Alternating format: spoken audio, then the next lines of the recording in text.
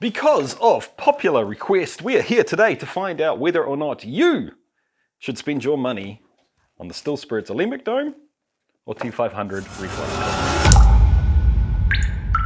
How's it going, chasers? I hope you're having a kick-ass week. I'm Jesse, this is Still It, and these are a couple of products made by Still Spirits, which are very, very popular for a couple of different reasons, and they're controversial for a couple of different reasons as well.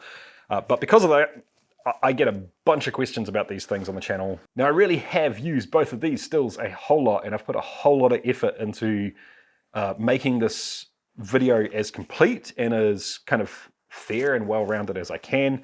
In saying that, I guarantee you I will forget something that I should be saying about these things. If you have used them before and you've got some experience with them, feel free to put your comments and your thoughts in the comment section down below. All right, disclaimer time. So, yes, I have worked with Still Spirits in the past. No, this is not a sponsored video. They don't even know I'm making this video. So these thoughts are 100% my own. You know what? It doesn't matter what's going on. You cannot buy a review on the Still It YouTube channel. Other brands out there, if you want to work with me, that's cool. Feel free to get in touch. We can look at doing, you know, a product spotlight, which is a completely different thing to a review. The T500 column and the pot were both purchased by myself with my own money before I'd even been in contact with Still Spirits. They, however, did send the Alembic Dome to me after we got in touch with each other, just so you know. With all of that out of the way, let's get stuck right into the review. Now, there's three main parts to this system, and we're going to deal with them one at a time. So, the first thing we want to deal with is the pot. What am I stuck on? Oh no, it's the power cord. Let's get that out of the way as well, so we're not distracted. As you can see, guys, none of this equipment is sparkly and new. I do use it a lot, and cleaning in my books is for functional purposes only. So this is the pot or the boiler, depending on what terminology you want to use, and it really is just a very simple vessel that holds liquid and heats it up. That's really about all it does.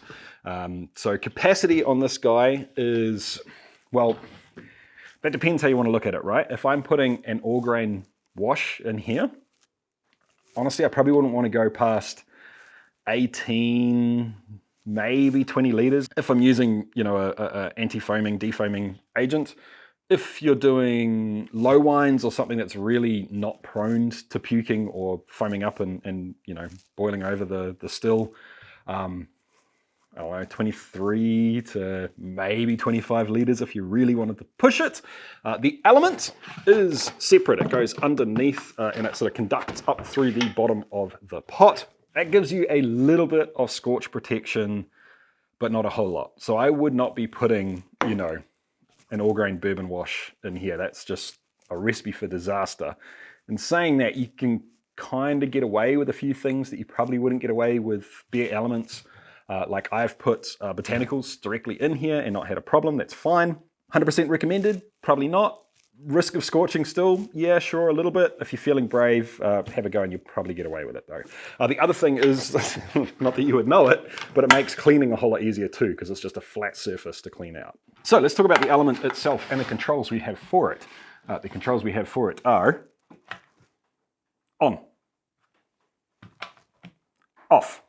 That's it. That's all you get.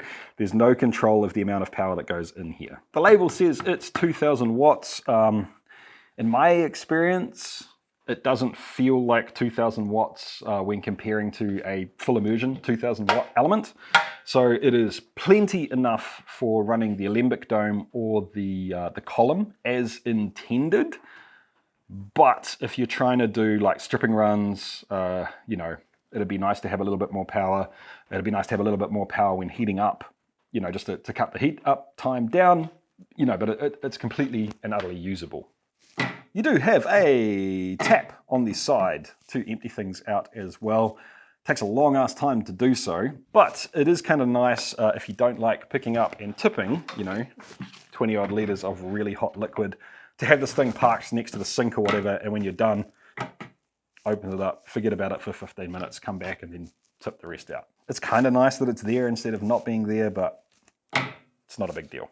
The opening on the top is huge though, which is really nice for being able to get in there for cleaning, for just general access, and for being able to put, you know, modification type things down into the still as well. We'll talk about that later on.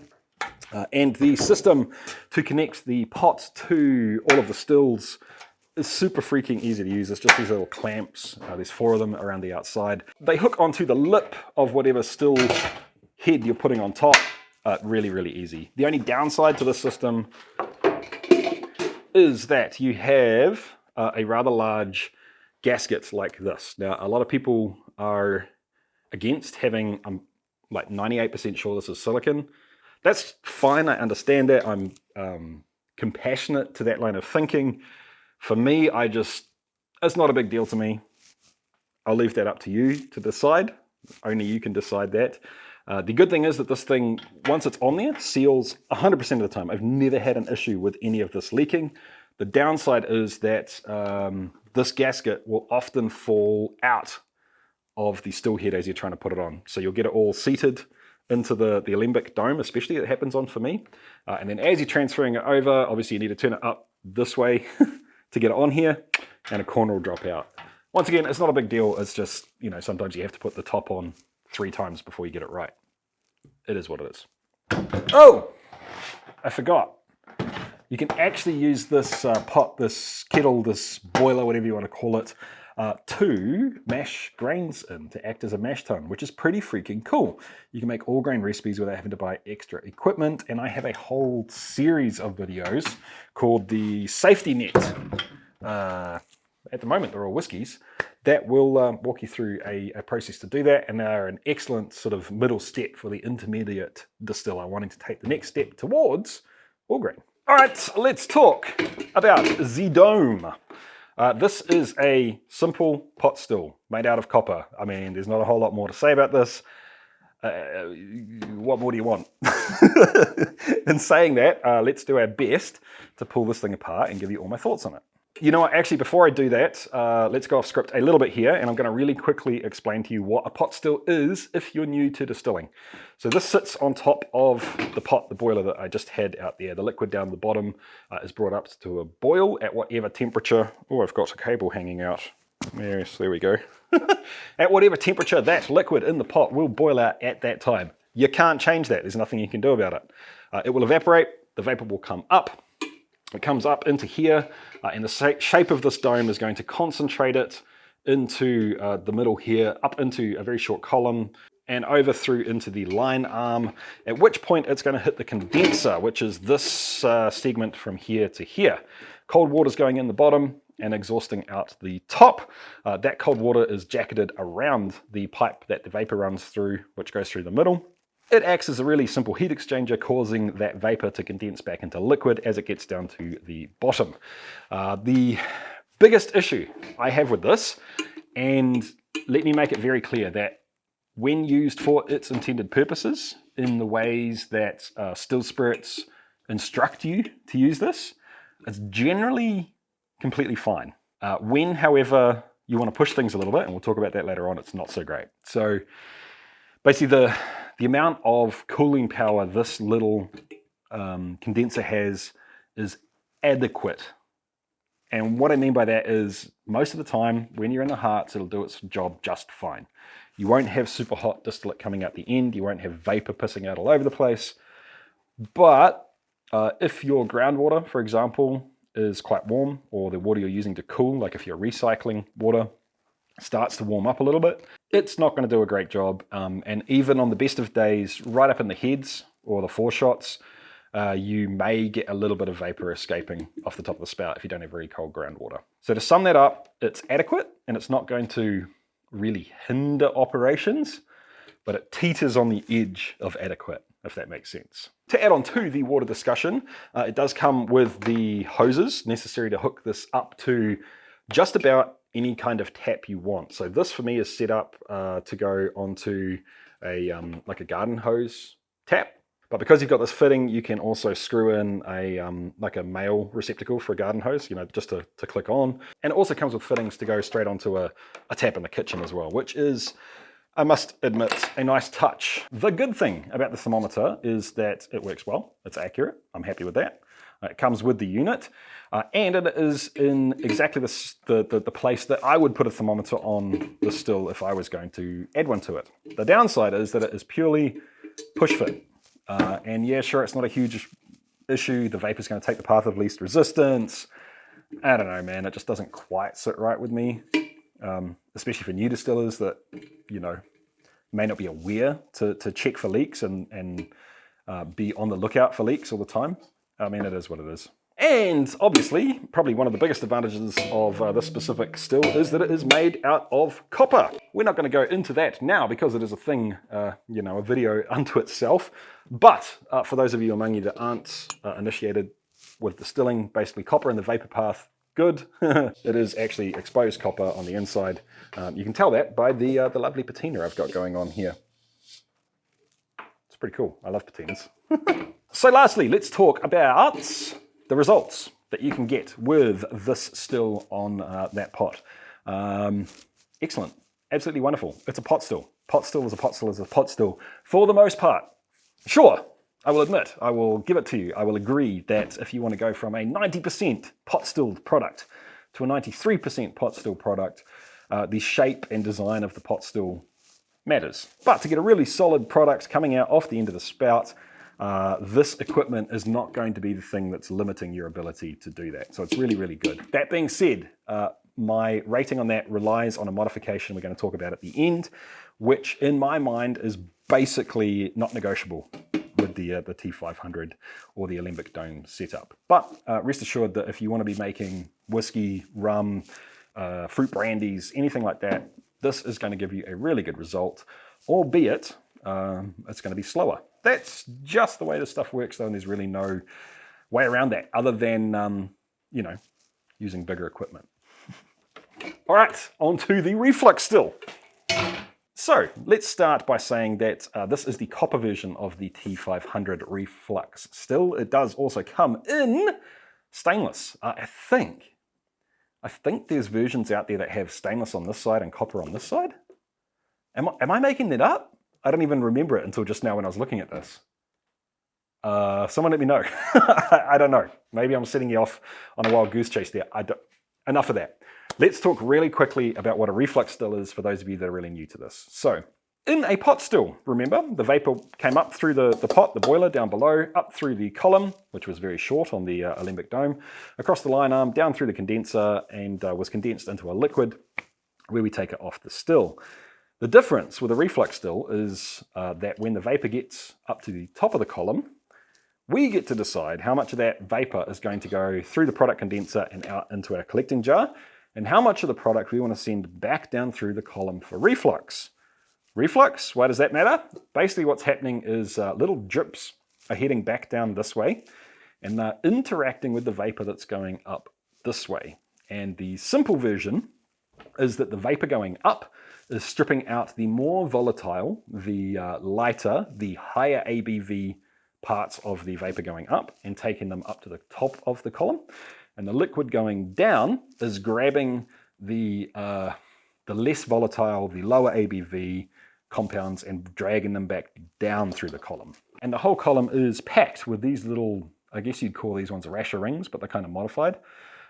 It's dripping in and over and through all of these things, which basically creates a longer path for any one droplet before it gets down to the bottom. It's creating more surface area for those two things, the liquid and the vapor, to interact on. To be honest, I haven't tested this a whole lot, so I would just have to go on a gut feel of how I feel about this. One, it's in stainless, not copper, but we do have a copper still, not too stressed about that. No, it's not going to be as good as something like SPP.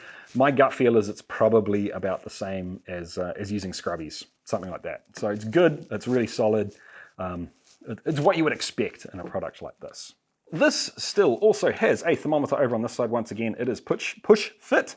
And like I said earlier, I have added a little bit of PTFE on here just to sort of give it a slightly better seal, which it is not doing at the moment, never mind. Now, the thing with this thermometer is that it is not where I would have chose to put it. I would have chosen to put it up here at the point of no return for the vapor. They haven't done that. They've put that on the exhaust for the water, so you see how hot the water is coming out the other end.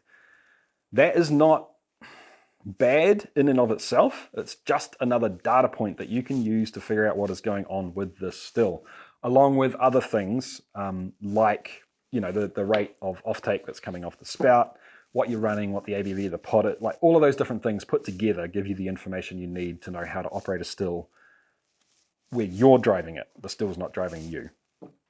So sure, this is helpful information to have. The problem is that a lot of newbies are going to be caught up in this and be stressed about what this number says, and they're going to be assuming that the number they're talking about is the same as what other numbers people are talking about, and they're not going to be the same. So if you are new to distilling and you pick the still up, please don't stress about this number here. Like, use it for sure. The first time you run it exactly the way that these guys say to run it on the box if you just want to get it going. Do what they're doing, but then be aware that you're using a different metric. You're talking about the temperature of water coming out, the exhaust water. This thermometer will not leak if you run it as still spirits intend, but if you crank up the water going through here for any reason, we'll talk about that a little bit later on, you will start getting leaks here if you don't do something about it. So that is a bit of a drawback in terms of versatility for this still. Another piece of information about a reflux still. In general, all other things being equal, the width of the column, the girth, is what allows you to run faster or slower, depending on the girth of your column. The height of the column is what gives you, I hate to use it, but purity, like the ability to get a higher ABV. And this thing, in terms of width, it's fine. I got no problems with it at all. It's not going to be churning out huge amounts of high ABV in small amounts of time, but it'll get the job done for sure. The height, however, it's on the low side. So if you run this as still spirits recommend, you're probably going to be getting like 90% out the top if you put a 12% wash in the bottom. If you're doing stripping runs and putting high ABV low wines into the pot, maybe 92, maybe 93%. But if you want to get that little bit extra and start pushing up to azeotrope, which is the most pure distillate you can get without using crazy equipment like vacuum stills and stuff like that, no, this isn't really going to do that for you. Simply because the column's just not tall enough. We will talk about some modifications based on that later on. So moving right along, let's talk about how you actually control this thing, how you adjust what it's doing. And the general idea is that water goes in here. It has these same fittings. So this is the fitting I was telling you about to go into a garden hose for the Alembic one. It has the same fittings. You can hook it up to all the same things, which is great. The exhaust comes out here on a hose that comes with everything. You can put that into the kitchen sink. Actually, this is not the one that came with it. I changed this over because I change things around and use different hoses. Ignore that. There's one thing that's a little bit shaky about this, and that's just that all of these fittings are push fit. When they work great, but every now and again you just start to get a little leak, which isn't ideal.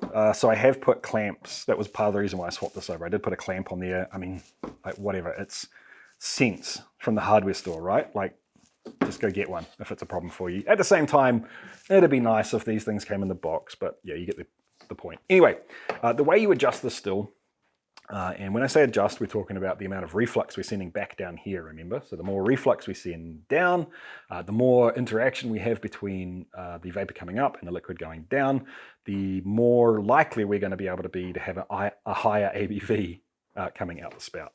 The way we do that is simply by adjusting the amount of water that goes into the still. So the water comes in here up through this, which is the product condenser. It's condensing the product coming out of the still. And then the water comes over here into the reflux condenser, which is condensing vapor and sending it back down through the column as reflux. That's why it's called the reflux condenser. The more water we put in this end, the more water goes through that reflux condenser. The colder the reflux condenser is, and the more it condenses stuff. Pretty simple, really, right? The problem is that the way we adjust that was with this tiny little needle valve. And honestly, guys, I have never had an issue with this. I I don't know, man. I guess I'm just used to doing like tiny little adjustments because like a bunch of my other stills are kind of finicky like that as well. And I'm lucky that we have relatively consistent water supply. You know, we're not living in a big apartment building where I assume, you know, if everyone decides to flush the toilet at the same time, things are vastly different. The other downside to the way the coolant system is set up is that you cannot independently alter the products condenser and the reflux condenser. So the reason that's a bit of an issue is that the only way you can adjust either is by cranking more or less water through here, and it's almost inverse for what you want. So if you're putting more water into the reflux condenser to send more vapor back down through the tube, you don't need as much water going through the product condenser because there's less stuff coming over here to cool down, right? On the flip side, if you're putting less water into the reflux condenser to allow more to come through and have less ratio of liquid going back down the column, and there are situations where you want to do that, you're going to need more water going through this, you know, because there's more stuff coming through here that needs to be knocked back down to vapor. You can't do that as it is. There is a super easy way to set this up.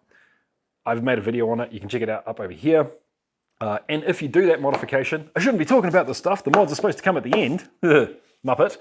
But if you do that, it has the advantage, the added bonus of being able to run this still as a pseudo pot still. You can basically turn this reflux condenser completely off and have all of the vapor just come up and over. It's going to act pretty much the same as a pot still. And if you really wanted to, you could drop all of the packing, all of the rasher rings out of the inside of the column, and that would have a slight added effect of being even more like a pot still, a little bit more like a pot still. Still Spirits also have a gin basket, which I forgot to tell you will work on this bad boy or on this bad boy. So if you are into making gin, you can 100% do that. Like I said, if you're feeling brave, you can just throw the botanicals into the pot. Got random dusty stuff in my mouth, nasty. And you'll probably get away with that as well. I know I have never had anything scorched to the bottom of the pot, have I? Oh yes, a nylon bag. I made the mistake of putting it all the way down into the bottom and trying to heat it up without having the spacer in between it. Other than that, I've never had a scorch. So let's talk about the quality of product. I'll just turn it around that way so you can see the other side. Not that it's much different. It does have a nice little sticker on it though, you may notice. Let's talk about the product quality that you can get out of this thing. I think I alluded to it earlier on that when you're making stuff like vodka, that extra couple of percent can be, you know, the difference between something that's decent and okay up to something that's really nice and clean and neutral. And this thing will get you, I mean, 90% of 95% the way there. It's not going to get you that last extra couple of steps as it is now. Now, in saying that, there's still ways that you can work around that. For example, you can do multiple distillation runs, a stripping run and then a spirit run, which I'd suggest you do anyway. You could just do 2 reflux runs back to back and, you know, water the low wines down before going back into the pot the second time. You can work your way around it. It's just, it's just not as good as having a still that can get up to azeotrope. How do I put this in context for someone that's new to this? Here we go. I think that the recipe, the stuff that you put in the pot below this thing, is more important than the difference between this and a really nice reflux still. So what I'm saying is I would rather make something like Teddy Sad's fast fermenting vodka, a tomato paste wash, like an all grain barley or wheat vodka, and then run it through this with a stripping run and some of those mods, then make a turbo sugar wash and run it through the nicest reflux still I have. I think this would make a better product. If you're a new distiller, honestly, this isn't going to hold you back. And when it does start holding you back, you can upgrade it relatively easy. Also, the exact design in terms of how you interact with the still, the way that you adjust it to decide the amount of reflux going down this column, it works, but it's not ideal in my mind. I guess it's the sort of thing that isn't going to get in the way of making a really good product if you're really good at adjusting it and you know exactly what you want and you kind of know how to deal with the still to get you there. It's just a little bit more finicky and perhaps a little bit more work than some other kind of still designs out there. But when you're looking at this price point and you're looking at the accessibility that this thing offers, it's almost irrelevant. It's like comparing a Honda with a Ferrari. Does that make sense? Anyway, so let's talk about this thing in an overall sense, like the overall system, not individual parts. And the first thing I think that should be mentioned is the size. And the size is, in my opinion, Still Spirits nailed this, because it kind of straddles this area of distillers that kind of just want a taste of what's going on and buy something like an air still, and then people that are going to be making a buttload of stuff, you know, and they want to be filling multiple barrels and having it aging, you know, maybe that's a little bit extreme for something like this. But it sits in a really nice area where there's enough volume to be able to go through a meaningful amount of product and distill it and create, you know, a pipeline of stuff that's aging, or have multiple different gins easily. But it's not so big that it becomes unruly. I mean, I'm leaning over it. This is an awkward position for me to be picking something up, and I can pick it up no problem whatsoever. Because of that, the build quality is not amazing, but it is good for this sort of standard of equipment. And just the movability, the accessibility, the throwability, like being able to pick things up and move them is easy. And it's small enough that it will pass the significant other test of, you know, sticking it next to the kitchen sink for a couple of hours if you want to make something quickly inside. Storage is easy, so on and so forth. I think they nailed that. I think another part that they kind of nailed for this target demographic is that it is just simple. There's not lots of different options. There's not lots of complexity. There's not a whole lot of decisions to make before purchasing this product. It's just simple and easy to get into. The downside of that is that it is less customizable, obviously, and kind of less versatile for different people or different situations. But if that's a concern to you, then these products aren't for you, and we'll get into that more in a little bit. Another good part of this stuff is that it is a system that'll grow with you as a distiller. And what I mean by that is, as you learn and as you want more, it can give you more with a little bit of input from you. I will admit, I don't reach for this guy very often, just because I would rather use my other reflux equipment. And saying that, if I didn't have that other stuff, I would be happy with this, but I would have been modifying it 100% by now. This, on the other hand, I still use all the time, because I'll quite often, you know, do a stripping run in one of my 50-litre stills. And then, you know, I started with maybe 30, 35 litres, and it wasn't very high ABV. And now I've only got, you know, maybe 6 litres or 7 litres of low wines. I can throw it into this, and I'm like basically just as happy running this guy, especially on smaller volumes, as I am running any of the other pot stills in my shed. And that's cool. So it gives you options, having this equipment still, even if you do move on to a bigger, you know, fancier, shinier, big still. It gives you options to have something of this size and this form factor. And also it is just always handy to have something else in the distillery that holds liquid and that can warm liquid up. It's always helpful. So modifications you should make on these things and who should buy, both of these coming up in just a second. But first, a huge thank you to the Patreons. Thank you so much, Patreons, for all of the support. I thoroughly enjoy it. And some of the stuff we're working on now, I'm digging that as well. So let's keep that going. I'm enjoying this. I need to do more of it. I've been a little bit bad about that, guys, and I apologize. Anyway, I appreciate it. If you're enjoying these videos, you can go to chasethecraft.com to find out what else is on offer. It'll give you some information on the whole Patreon thing. You can figure out if that's right for you. If it's not, of course, you can get some merch, hats, slaps, stickers, whatever you want to call them, so on and so forth, all on chasethecraft.com. Modifications. The first thing that in my mind is completely unnegotiable, just do it if you have one of these setups, is sort something that can control the amount of power going into this pot. Now, I'm not an electrician, and I have yet to find a solid piece of equipment that I can just recommend off the shelf to everyone. And the DIY stuff is, I'm not an electrician, so I'm a bit sketchy about that. I'm working on this problem, guys, and I'll get back to you soon. There are a bunch of different things out there, recommendations. I would suggest just go full manual. Get something with a knob, and you can say 100% power, 0% power, and whatever you want in between. I'd say stay away from a PID. That's just me. It's going to give you so much more control of everything you're doing. It's going to allow you to drive the still, not the other way around. And it's just not negotiable in my mind. Just do it. You don't have to do it right away, of course. You can run the still without it. Woo! Glass is falling off. You know, run the still a couple of times as it's intended, straight out of the box, and then upgrade.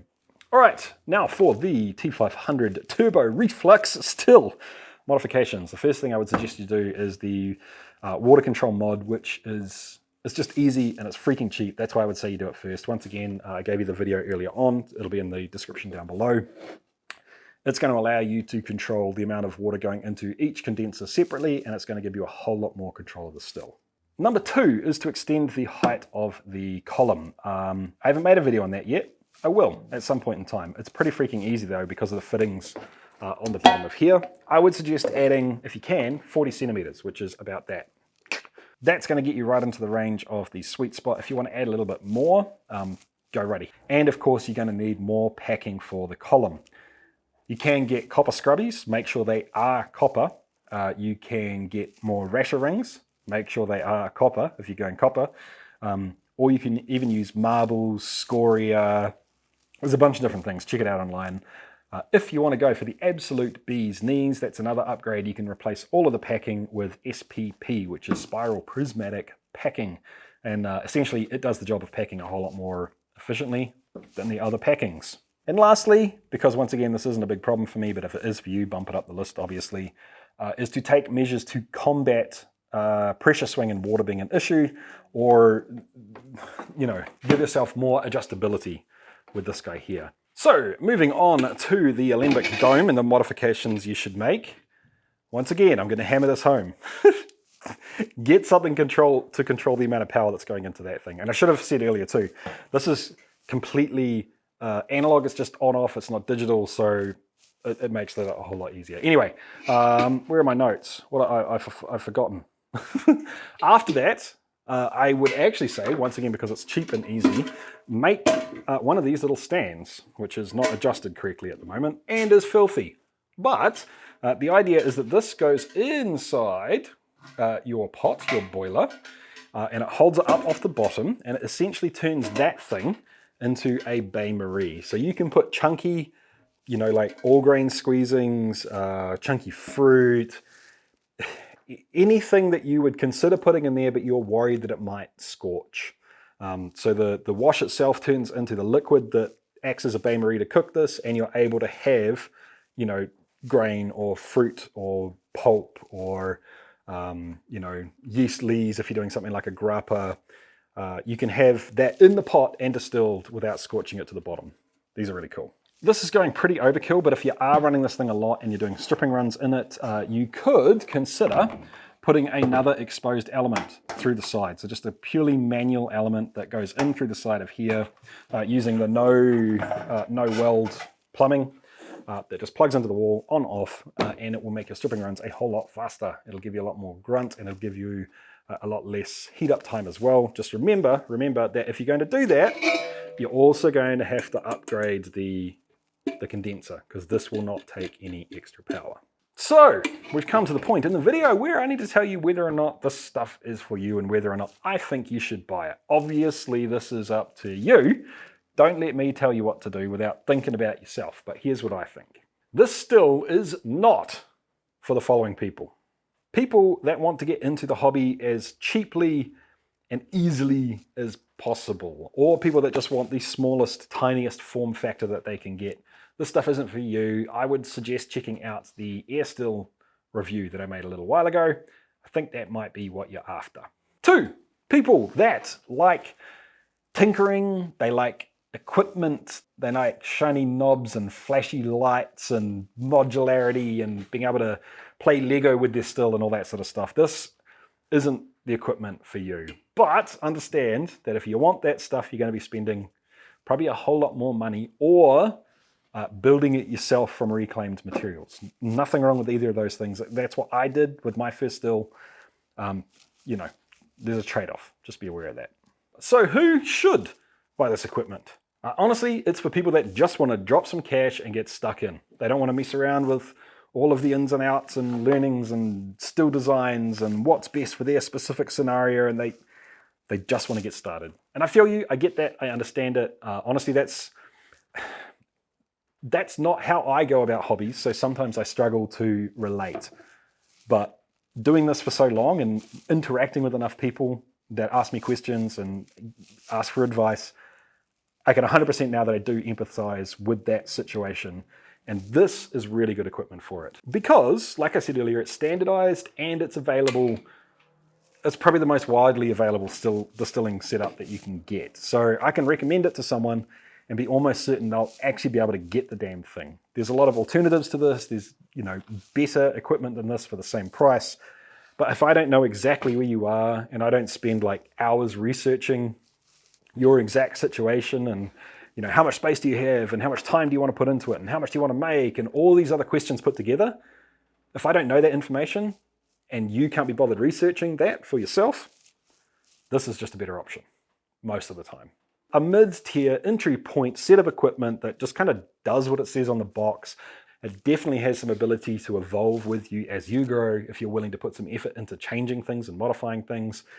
It's just, honestly, it's kind of a solid choice.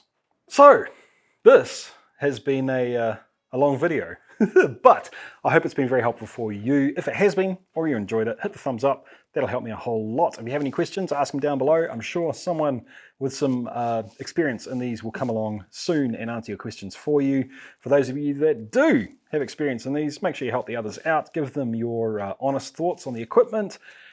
And I'll catch you next time, guys. Keep on chasing the craft. See ya.